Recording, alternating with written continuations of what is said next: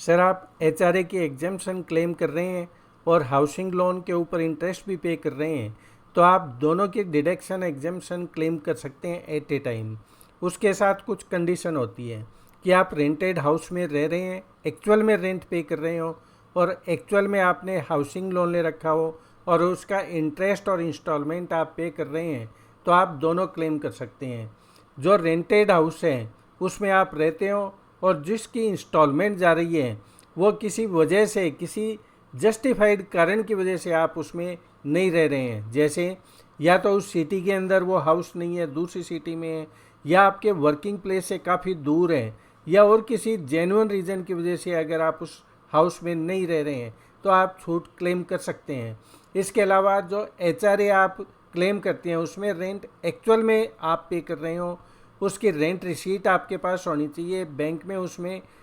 Rent है वो transfer होना चाहिए, तो आप ये क्लेम कर सकते हैं। और इंटरेस्ट है 2 लाख रुपए तक आप डिडक्शन इसकी क्लेम कर सकते हैं एक्चुअल में अगर आप पेमेंट करते हैं तो। इसमें 80C की डिडक्शन जो प्रिंसिपल अमाउंट है उसको भी आप एंजॉय कर सकते हैं। ये दोनों डिडक्शन और एग्जेम्पशन है वो न्यू स्कीम के अंदर नहीं है, न्यू रिजीम है उसमें नहीं है, ओल्ड रिजीम के अंदर ये दोनों अवेलेबल है एज पर रूल।